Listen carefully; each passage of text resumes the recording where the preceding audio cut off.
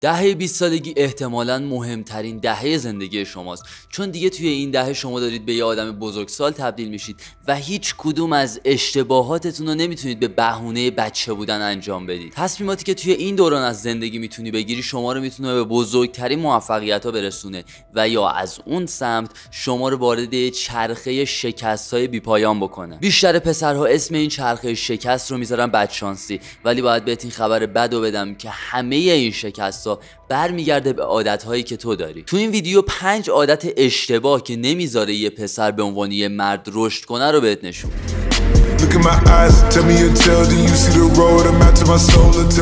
بذار همینجا اینو برات روشن کنم که این عادت‌ها روی زندگی اجتماعی تو، روی حرفه تو، روی شغلت و روی دوستیابی تو میتونه تاثیر منفی بذاره. پس بریم سراغ این 5 عادت که سریعتر تغییرشون بدی و زندگی خودتو نجات بدی. با مورد اول شروع میکنیم، بازی بیش از حد. وقتی که در طول روز کلی زمان برای بازی کردن میذاری و خودتو داری به این بهونه که داری لولتو داخل اون بازی میبری بالا، رنکتو داخل اون بازی میبری بالا، گول میزنی و فکر میکنی که داری یه کاری انجام میدی، ولی در واقع تو فقط داری از دنیای واقعی فرار میکنی. اگرم فکر میکنی من چیزی از بازی کردن سر در نمیارم و دارم همینجوری یه چیزی بهت میگم، باید بهت بگم که این کنسولی که پشت من داخل دکور میبینی دکوری نیست، ازش استفاده میشه و من یه زمانی شاید روزی 10 ساعت رو صرف بازی کردن میکردم. پس دقیقا متوجه میشم دنیایی که الان داخلشی چه دنیاییه. تو صبح بلند میشی و تا خود شب یه سره داری بازی میکنی و فقط داری از دنیای واقعی فرار میکنی. همه چیزو داری داخل مانیتور کامپیوترت میبینی یا داری داخل تلویزیونت نگاه میکنی. ولی خبر بدی که برات دارم اینه که دنیای واقعی داخل مانیتور یا تلویزیون تو نیست. چیزی که باید رعایتش کنی اینه که به خودت محدودیت زمان بدی،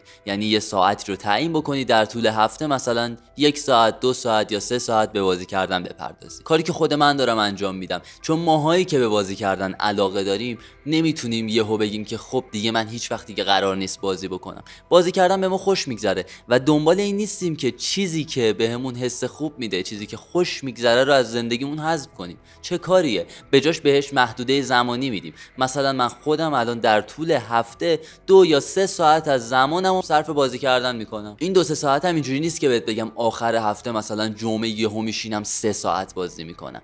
در طول هفته مثلا نیم ساعت، 40 دقیقه، 1 رو 20 دقیقه، مجموع این زمانها داخل یک هفته میشه دور و بر 3 ساعت. و به من اعتماد کن، هیچ وقت قرار نیست با بالا بردن رنکت یا بالا بردن لول داخل اون بازی چیزی به دست بیاری. دومین عادت بعدی که مردا باید ترکش بکنن اینه که بهداشت نامناسب دارن. وقتی سنت میره بالاتر کم کم باید یاد بگیری که از خودت مراقبت کنی. باید یاد بگیری به موقع بری دوش بگیری و درست دوش بگیری. یاد بگیری که به موقع باید بری موهاتو اصلاح کنی، باید مسواک تو بزنی، باید از بوی بد جلوگیری کنی و مهمتر از همه باید یه روتین پوستی داشته باشی. اگه تو دهه 20 سالگی و تا الان این موارد رو رعایت نمی‌کردی، پس از اینجا به بعد سعی کن رعایتشون کنی. هر چقدر که سنت میره بالاتر کم کم متوجه میشی که نحوه ارائه خودت خیلی چیز با اهمیتیه، به خصوص تمیز و مرتب بودن و داشتن یه پوست خوب. این نشون میده که شما به جزئیات توجه میکنید و این باعث میشه که شما تو همون نگاه اول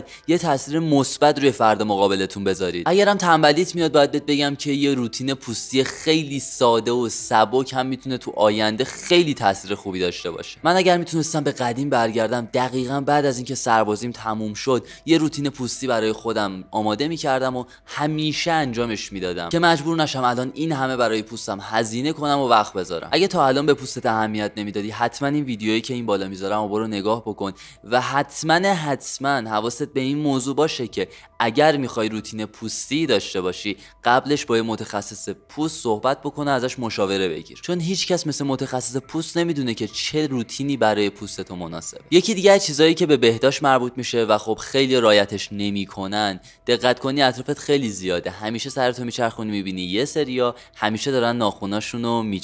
این عادت رو خیلی راحت میتونی بذاری کنار. فقط کافیه که همیشه در حال جویدن آدامس باشی و ناخوناتو 2 دقیقه وقت بذاری کامل بگیری. حواست هم به این موضوع باشه که خانوم ها خیلی به ناخون آقایون دقت میکنن، چون خودشون دارن هر 2 هفته یه بار یه هزینه‌ای میکنن برای زیبا کردن ناخوناشون. پس قطعاً به ناخونای تو توجه میکنن و ممکنه تو از روی ناخونات هم قضاوت بشی. بهداشت دهانتون رو هم فراموش نکنید، چون بوی بد دهان میتونه تصویر اشتباه از شما رو به مردم نشون بده. فقط کافیه بعد از خوردن غذا 2 بار در روز مسواک بزنی، بعد از مسواک هم نخ دندون بزنی که تکه‌های کوچیک غذا لای دندونت نمونه و بوی اون تکه‌های کوچیک غذا نزنه بیرون. اشتباه سومی که معمولا مردا انجام میدن اسمش خرج کردن بی‌ملاحظه است. یکی از فوری ترین بلاهایی که سرت میاره به بار آوردن بدهیه. اصلا خرج کردن بی ملاحظه کلا از بیخ کار اشتباهیه. مثلا میای خیلی زندگی لاکچری داشته باشی، مثلا هر روز میری انرژیزا میخوری. خب این انرژیزایی که تو هر روز داری کلی هزینه میکنی و میخریش، فکر کنم الان مثلا هایپ بخوای بخری دور و بر 50-60 تومن باشه. تو میری هر روز یه دونه هایپ میخری، روزی 50 تومن منفی میخوری. و جدای از اینکه داری پولتو الکی خرج چیزی میکنی که اصلا نیازی بهش نداشتی، به بدنت هم داری آسیب میزنی. یا از اون طرف یه سریا میرن یه سری لباسای خیلی گرون و لاکچری به اسم خودشون میان میخرن، اون لباسا رو جرئت نمیکنه طرف بپوشه چون کلی براش پول داده، میخواد بذاره گوشه خونه خاک بخوره. چه فایده؟ فقط هزینه کرده. شاید باورت نشه ولی با جمع کردن همین پولایی که داری خرج الکی میکنی میتونی در آینده ماشین یا خونه بخری یا حتی مثلا یه بیزینس را بندازی. یه رفیقی داشتم که هر دفعه ما دوره هم جمع میشدیم، مثلا حالا یه شام میخواستیم بخوریم خونه یکی از بچه‌ها بودیم، این تو راه بود داشت میومد بهش زنگ میزدیم میگفتیم داری میای مثلا یه نوشابه بخر. خب حالا معمولا یه سری چیزا بهش میگفتیم بخره، مثلا الان میگم بهش میگفتیم نوشابه بخر. عین جملهش این بود که من دارم پول جمع میکنم ماشین بخرم، نمیتونم نوشابه بخرم. یعنی یه دونه نوشابه نمیخرید که بتونه پول جمع کنه ماشین بخره و تونست ماشینش هم بخره با همین پول جمع کردنه. اگه تا اینجا از این ویدیو خوشت اومده و تونسته بهت کمک بکنه، حتما لایکش بکن چون لایک تو خیلی به من میتونه کمک کنه. اگرم حوصله داری یه کامنت انگلیسی هم برام بذار چون اونم کلی میتونه به پیشرفت من کمک کنه. و عضو خانواده ما شو و دکمه سابسکرایب رو بزن و اجازه بده که کمکت کنم برای اینکه روی خودت و توسعه فردیت کار بکنی و آینده خودت رو درست بکنی. عادت بد شماره 4، دنبال دختر بودن. ببینی میتونه زندگیتو نابود کنه چون تو داخل اپلیکیشن‌های دوستیابی میگردی دنبال طرف، کلی زمان میذاری باهاش صحبت میکنی، باهاش دیت میذاری و هی مدام داری این کارو انجام میدی، هی دنبال یکی دیگه میگردی، این نشد بعدی، همش توی این نرم افزار داری دنبال دخترای مختلف میگردی و کل زندگیت این شده که بتونی مثلا لباسای خوب بپوشی، استایلای خفن بزنی، بتونی یه جورایی جذب بکنی اونا رو و تمام انرژی و وقتت قشنگ داره صرف این کار میشه. ببین نمیگم این کارو انجام نده، نمیگم با هیچ دختری در ارتباط نباش، اصلا من خودم یه سری ویدیوها دارم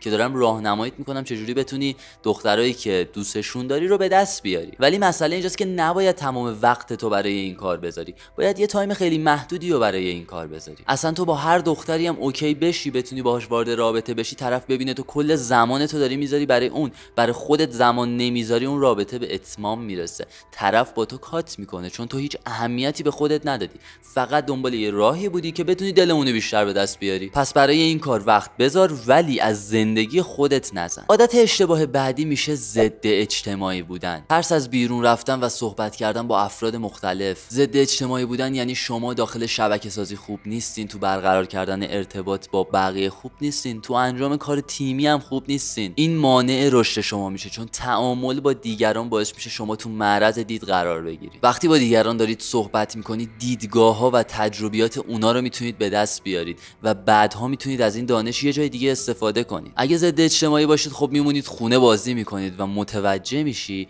که همه اینا به همدیگه مربوطه. پس بازی کردن رو بذارید کنار، رو از خونه بزنید بیرون، با بقیه تعامل کنید، از تجربیاتشون استفاده کنید و از این دانشی که دارید از اونا یاد میگیرید یه جای درست استفاده کنید. امیدوارم از این ویدیو راضی بوده باشی و کلی به دردت خورده باشه و ممنون میشم که ویدیو رو لایک بکنی و یه کامنت انگلیسی برام بذاری چون لایک و کامنت تو خیلی میتونه به من کمک بکنه. و حتما دکمه سابسکرایب رو بزن و عضو خانواده ما شو و بذار کمکت کنم تا بتونی خودتو به اون جایگاهی که لیاقتشو داری برسی. و خب مخلصی.